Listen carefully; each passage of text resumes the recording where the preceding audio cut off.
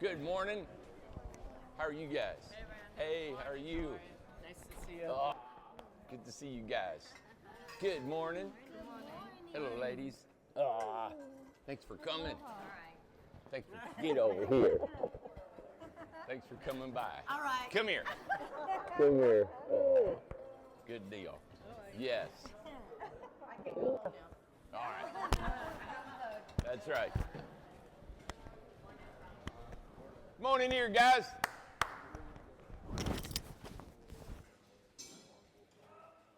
Everybody, come on in. I know, his little foot. Come on in here. Good morning. Monday morning, guys. Got a big week ahead of us. And ladies, come on over here. I want all these ladies to come over here.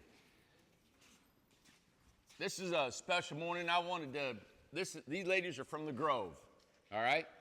And as you guys know, there's 72 homes out there, and we've got a lot of flack because we stacked and packed them in there, but it was by design. I made them close together so these ladies would have a close relationship with each other, and it's just a different type of community. But every time I go over there, these ladies have approached me, and they have been bragging about how much they appreciate you guys. And I invited them to come here and tell them what they, kind of share with you their appreciation, And I thought that was pretty cool. I got this whole microphone. Oh, boy. All these guys in here, just hold on to that. Anything you guys want to say, I want you to tell all these guys. Don't feel any pressure. They eat people for lunch, okay? They look pretty rough, all right? But go ahead, tell me where you're from and. All right, good morning, everybody. I'm Chris. I'm on Mulberry Tree right over here. And I'm here from Florida. I'm halfway down there. I'm still down there as well. But I just want to say thank you. We appreciate everything. Yeah. And how long, so are you here part-time, you say? Possibly. Yeah. Yeah, part-time or full-time. Good. Figuring it out. Awesome. Good. You like your home? I love it. They love your home, guys. You guys built her house, all right? It's everything I need. Really? Yeah. What size home do you live in? 8 by 20 Okay. in Credibox. Wow. There you go. So thank you. Yep. This is a 16-footer going up. Yep. And we got 20-footers we put out of here. So this is where it was built, right here. Yep. Thank you for all your time and effort, hard work. Appreciate you. Hi, everybody. I'm from Hawaii. My name is Dee Dee, and I just came here because I wanted to see this beautiful place, and I wanted to thank all of you for doing whatever you're doing with those tiny homes, I'm the one that looks up in my tiny home every morning and say, thank you, God, for all of these screws that these guys put in this place so that I could live here. I really appreciate you guys, what you're doing, and man, just keep doing it and don't ever stop. This is a beautiful thing that's happening, and you guys are creating something that's, just brand new to everybody here, and that's going to come. And what I really wanted to say is that I love all of you. I love you from the bottom of my heart, and thank you. I'm so grateful for you. Thank you. Say something? Good morning, everybody. My name is Moina. I'm from Florida. I'm living in 12 by 20 on Olive Way Tree.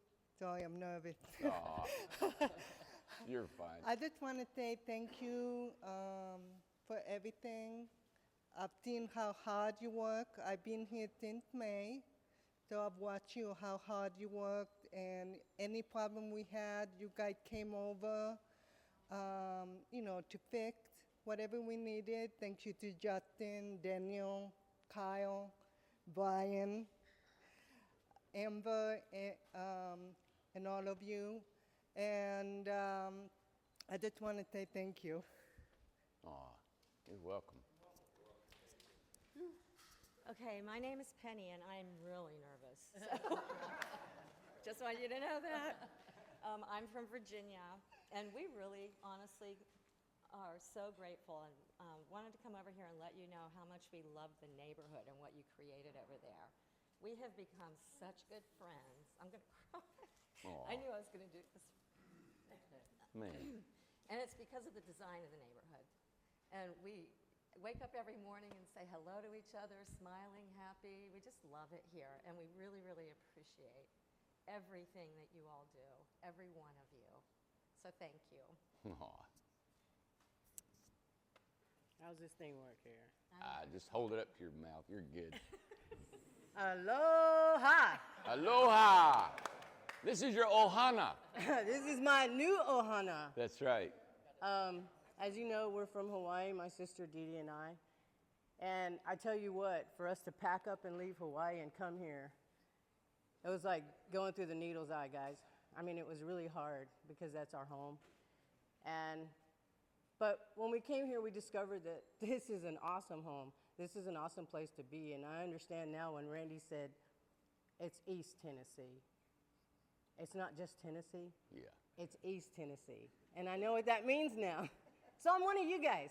But anyway, so I wanted to say that I don't think there's words to convey how much we appreciate you, you know. You probably just think this is a job, but I don't think it's just a job. I don't think you're just workers. I think each and every person that has a hand in this is an artisan. The definition of artisan is somebody who makes things with their hands. And that's what you guys do. You know, and I'm trying to be an artist, and my Incredibox is my art studio. So I appreciate everything that everybody's doing here. I appreciate your work of art, which I'm living in right now.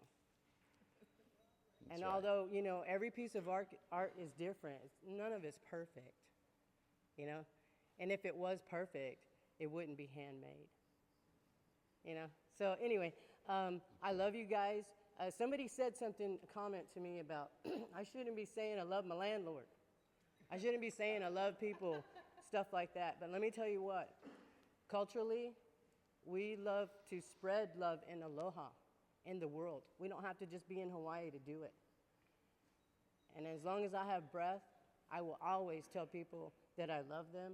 I will hug them and greet them if I know them personally or if, you know, on meeting. And when I'm parting, we will say, I love you or something like that. And if I do that, please don't be offended. It's just a cultural thing. So I love you guys. I appreciate you. And thank you, Randy, for inviting us here today. Yeah. Man, this is Thanks such an for coming. honor to be here with you guys. I mean, how long is it going to take me to get up in that building and see what's going on? What's really going on in here? Aw. I'd love a tour one day. Good. Man, We'll give you a tour right here as soon as we get rolling here. Okay, I'll have all right. James run you through show you how And where just all for the the- guys work and what they do, and Yeah. we'll get you going. All these guys are going to start cranking here in just a couple minutes. Just for the record, thank you so much. Aw. You're welcome. You're welcome. Thank you.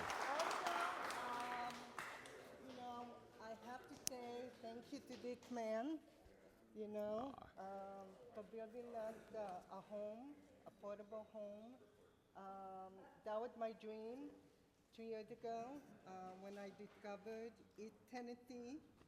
And thank you, Randy, You're for welcome. everything. You're welcome. Thank you. Thank you. Yeah. You know, we've we've caused a lot of flack in the county here for what we're doing, because it's all these homes out here have exploded, and we've created a community. We've created a lot of flack in the country. But it's not everybody's against us. I think the majority is for us. The state of Tennessee has passed a new legislation for tiny homes for us to be able to build modular homes, and I've said this on a video, but we can actually build these homes now in the state of Tennessee, and they're just like stick-built homes over in Gatlinburg and Pigeon Forge or Morristown, that they're stick-built on a foundation. So the state of Tennessee, to me, is out in the forefront of the United States wanting to help tiny home builders build modular homes that are just like stick-built on a foundation. That's amazing. Guys, I think we're in the future. Our homes that are selling for 15 to 30,000, nobody in the country is building these homes. Nobody. All right? So I've told you, the tiny home industry right now is suffering from sales. People are not buying tiny homes. We can't build them fast enough. All right? It's taken 9 years to get to this point, and we've held to our guns to keeping low prices. We've tried to raise your all's hourly rate and lower our prices. That doesn't happen. That doesn't happen, right? It's always, if the prices go up, the wages don't go up, right? Remember, that's everybody. Because you got greedy businessmen that want to make their profits. And that's what's wrong with our country, isn't it? Yes, sir. That's what's wrong with our country, because they want to make more and more money so they can buy $1 million yachts and sail around the world while you guys are starving to death and not making any money and trying to get by. And I'm telling you what, this is not, you're in, I think, and we're going to see in the future, you're going to see that this company and how we're running it and what we do is different than anything in the entire world. How we're going to run the politics and the money and how this company is going to work. We're going to set, I don't know how popular it'll get, but just us alone inside these walls, you guys are going to benefit from it. We're all going to benefit from not having a greed. There's no greed here. If there was been greed, I'd have took any of the money and I'd have had a house over in Wyoming somewhere, or I had out on the beach, right? Or Amanda'd be driving a Ferrari. Get her on there, Tom. Don't be just a statue. My God. Move that camera around. Jeez. There's Amanda. Amanda, come over here. Got to say good morning to these ladies. Get over here. This is a big, I know, he's limping. But that's where we're at, guys. I just want to encourage you today. I brought these ladies over here because you don't get to see the faces behind the houses you guys are building, right? I don't know if you guys know this or not, but you guys are builders, all right? I take pride, like when I was growing up, I didn't swing a hammer, I didn't start a saw until I was 29 years old. My mom lost her left finger when she was working in the factories during World War II, making airplanes and all that stuff, and so she never allowed me to pick up a saw when I was a kid, ever. I couldn't do anything. My dad wasn't a carpenter, he was a coal miner and a steel worker, right? So when I became 29, I picked up a saw, all right? And I built my own house. And when I did that, it made me feel proud about what I created with my hands. There was something that come alive inside of me. And since then, I just want to build everything. And wherever I go, I want to build stuff. I want to build skyscrapers. I want to build bridges. I want to build barges. I want to build buildings. I want to build everything. It's just because I know I can now. And there's something inside me that makes me feel creative, and then it makes me feel independent. To think that I can go anywhere in this world, I'm talking anywhere, take me to China, I'll build shelter to live in. I'll have a place where I will be warm and I will be dry. I know I have the ability to do that. Not everybody can do that. That's something proud that you guys need to carry. You're working with your hands. This is the backbone of what it is to be a man. I know we got women in here that are working too, and I appreciate that. I mean, that's awesome that we can do that. But you guys this is what creates humanity. This is a big deal, man. You got to take pride that you're doing electrical work, you're doing framing, you're doing all these fasteners. Everything you're doing, you're creating a commodity. You guys, who watches Joe Rogan in here? Who watches all that, right? Yeah, real popular, right? What liability does he have when he sits on his show and smokes dope on there, or he says something foolish, right? What kind of backlash other than social backlash?